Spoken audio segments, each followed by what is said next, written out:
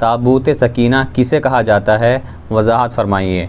सूरह बकरा में दूसरे पारे में ये आयत मौजूद है। वक़ाल लहुम नबियुहुम इन्न आयत मुल्किही अन यअतियकुमुत ताबूतु फ़ीहि सकीनतुम मिर रब्बिकुम व बक़िय्यतुम मिम्मा तरक आलु मूसा व आलु हारून तहमिलुहुल मलाइका।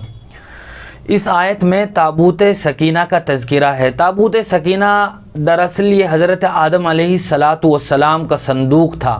हज़रत आदम अलैहिस्सलातु वस्सलाम के बाद नस्ल दर नस्ल, पीढ़ी दर पीढ़ी वो आगे अम्बिया के पास मुंतकिल होता रहा और हज़रत याकूब अलैहिस्सलातु वस्सलाम के पास भी वो संदूक पहुंचा। फिर हज़रत याकूब, जिनका लक़ब इसराइल था और उनकी कौम में आने वाले अम्बिया को बनी इसराइल कहा जाता है, उन अम्बिया में भी ये संदूक मुंतकिल होता रहा। इस संदूक के अंदर अम्बिया अलैहिमुस्सलातु वस्सलाम की इस्तेमाल की हुई बाबरकत चीज़ें थी, जिनको तबर्रुकात कहा जाता है।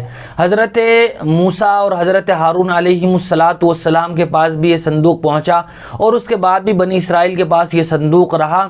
जब कभी किसी काफिर बादशाह से जंग वगैरह की नौबत आती थी तो बनी इसराइल के अम्बिया और कौम वाले इस संदूक को आगे रख लिया करते थे। अल्लाह तबारक व तआला इसमें रखे हुए तबर्रुकात की बरकत से मुसलमान और बनी इसराइल के अम्बिया को जंग में फ़तह और जीत इनायत फरमाया करते थे। इसको ताबूत सकीना कहा जाता है।